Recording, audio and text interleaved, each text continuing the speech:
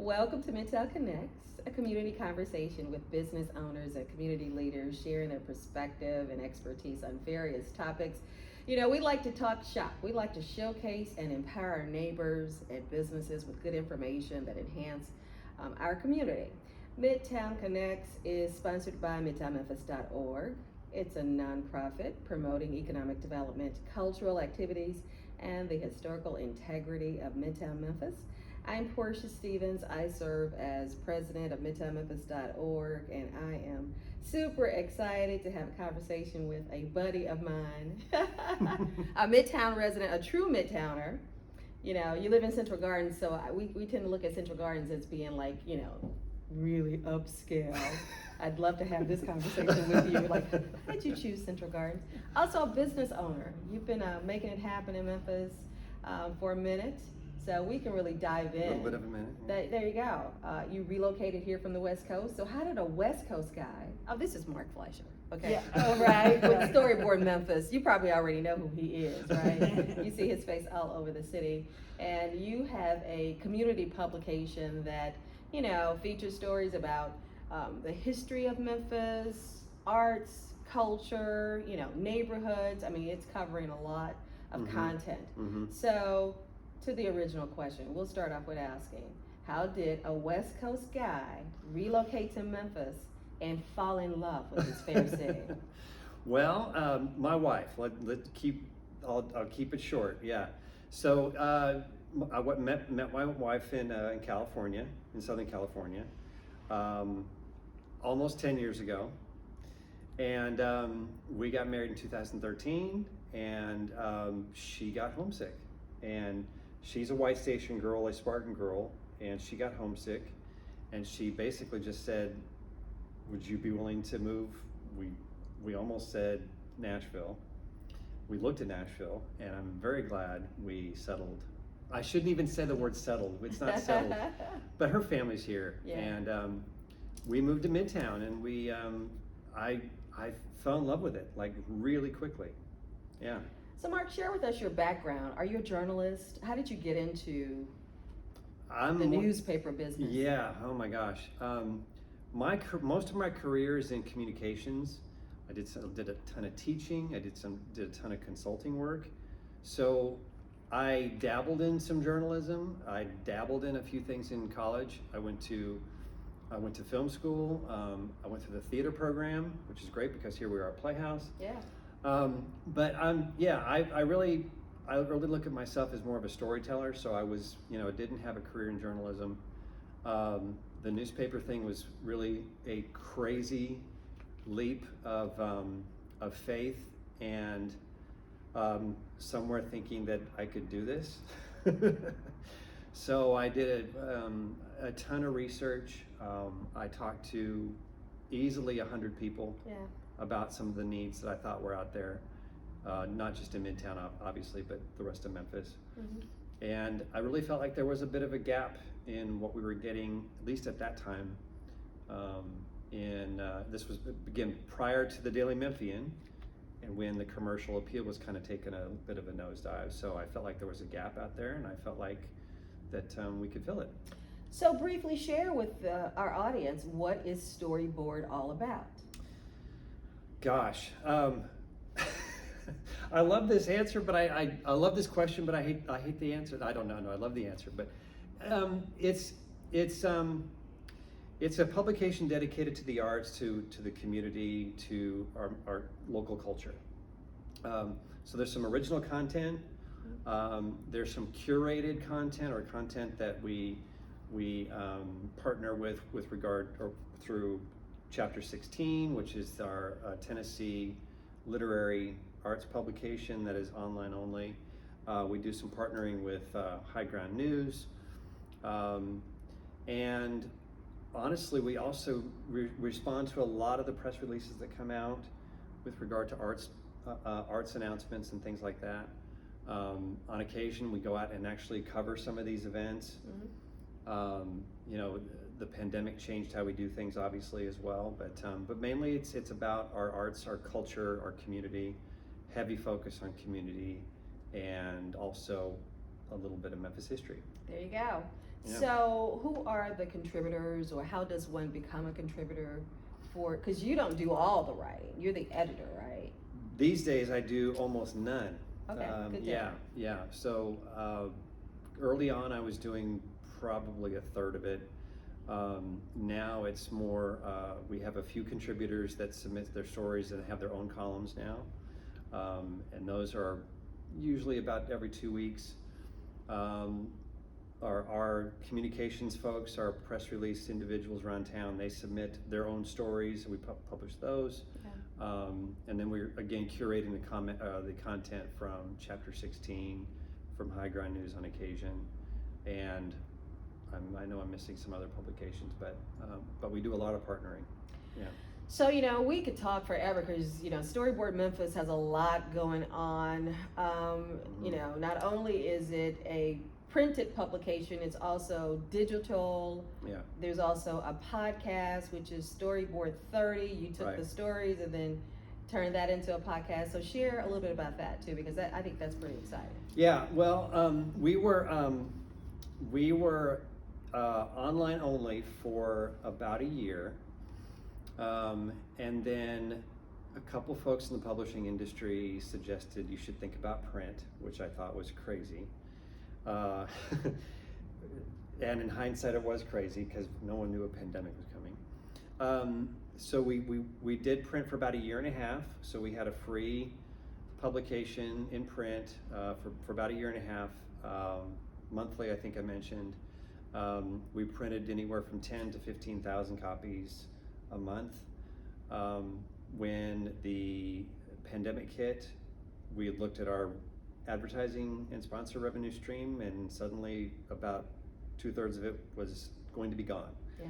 So we made a decision to halt print and went to online only. We revamped our website.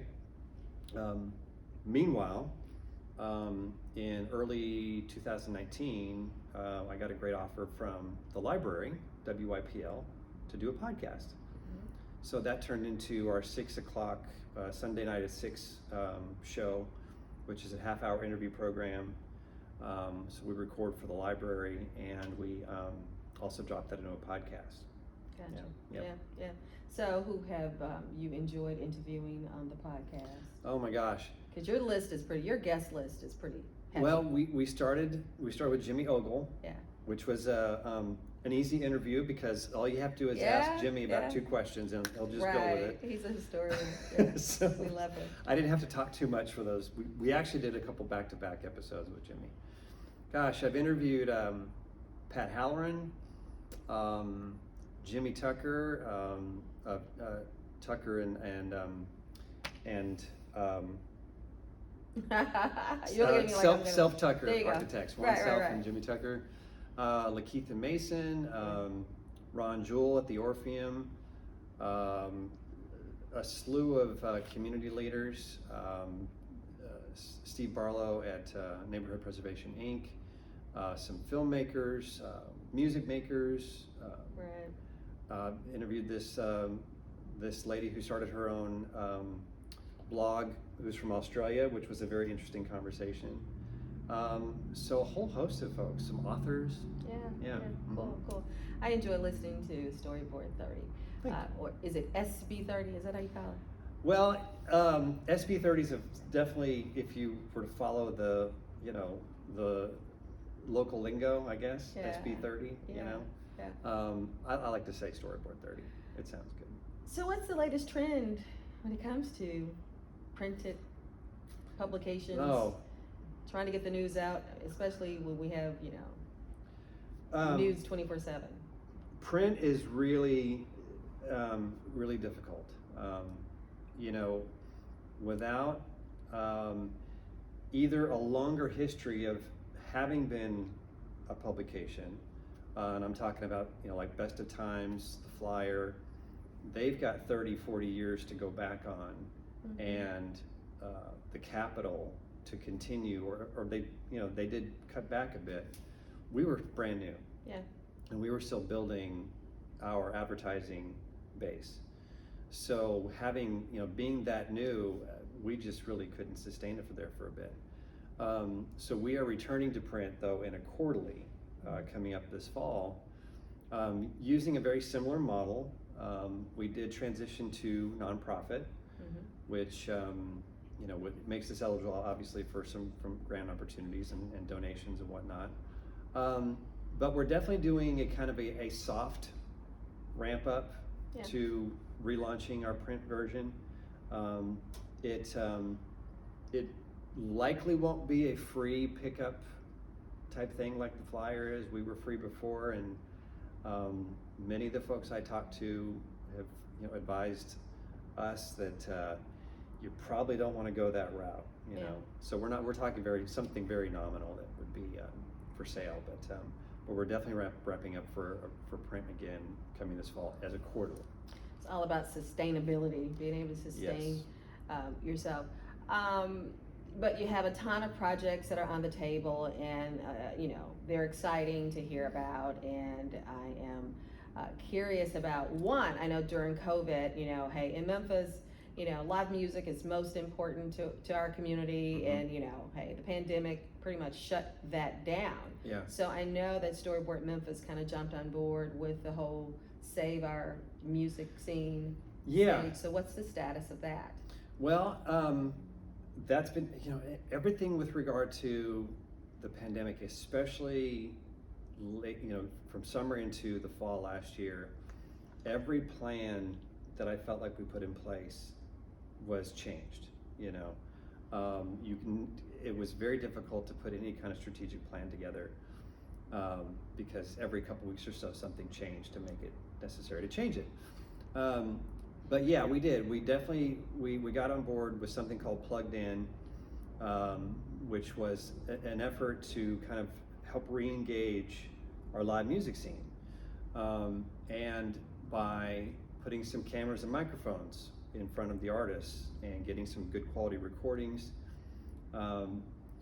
That has been slow going, but it's showing up in another format coming up here real soon. Cool. Which we can segue into talking about because, hey, you have a new project that's coming up. Yes. That has a really cool hip look to it. So are you ready to share that with the world? Yeah, absolutely. Yep. So we are taking Storyboard out of the pages and off the digital platform and putting it on television. Yeah. So same name, Storyboard Memphis. It is a little bit of a travel type show, travel food, culture type show. But it's very much in the same vein as what we've done with Storyboard. But putting it on camera. Yeah. I'm excited about that. I saw the trailer and I'm like, okay, that's dope. I'm ready to look at that, see what you're gonna come up with. Memphis is such a cool city. The look of it is cool. We have that kind of gritty kind of feel to the look of the city. But then, in our historic districts, it's, beautiful homes. Yeah. Okay, can we just talk a little bit about Central Gardens? Since I'm talking about historic districts. Just to give people, paint, a brief picture of what your neighborhood is like. Because you guys put on a neighborhood tour. That's huge. That's a real huge deal for our city. Central Gardens, it's really a jewel in the middle of not just Midtown and not just Memphis, but the Mid-South. Yeah. Central Gardens, the name itself, part of the naming was from the Garden District in New Orleans. Okay. And the other part of the naming of Central Gardens was because of Central Avenue. So it borrows from that kind of history, the Garden District in New Orleans, but and also because of some of the architecture in Central Gardens has echoes of what you see in parts of New Orleans. It's a level 3 arboretum. It's got some of the most beautiful homes in the city. It's got some of the most historic homes in the city. The Crump House is there. Every year, except for last year. Yeah. And I think this year as well, we're not doing it, but we have the Central Gardens home tour. Right. Yeah. So a few willing homeowners Yeah. sometimes have to be, convinced to open up their homes. But they, a few willing homeowners will open up their homes. Right. And invite what amounts to sometimes 2,000 people to Right. come through their home on a Sunday afternoon in September. I've Yeah. gone on that tour. It's a really cool experience, and it's a huge fundraiser for your neighborhood. It is, yeah. Like the Mojo Awards, it is the signature fundraising event for the neighborhood. Yeah, it's It's a fun. good 1/4 of the revenue or more, I think. Yeah. That's a fun event. So back to Storyboard Memphis. Mhm. In 3 words, can you describe your business? With the TV show or with the Hey man, however you In want 3 to, words? whatever you would love to share with the world about Storyboard Memphis, give us 3 words to describe it. arts, culture, community? Sounds good to me. Thank you so much for your commitment to Memphis. Thank you. I'm so glad you fell in love with our city. I am too. It has truly been a pleasure getting to know you, right? I mean, we met over at Likewise. Crosstown Arts, right? We Just kinda did. hanging out, We and did. it's blossomed into us working on a few projects together. Yep. So I truly enjoy our time together. So, like I said, Thank hey, you, Portia. you're welcome, Mark. Midtown Connects is all about shop talking, for any entrepreneur out there who may be thinking about getting into the print business. What would you say to them? Don't do it. No, we need that young energy. We need that young energy. Do a lot of homework. Don't jump into it too fast. Build a really solid revenue stream and revenue model. Get a ton of people on board. There you go. Don't try to go at it with you and 2 or 3 people. Sounds good to me. Midtown Connects, you can check us out every 1st and 3rd Monday of the month. Just go to midtownmemphis.org. Yep. Thanks.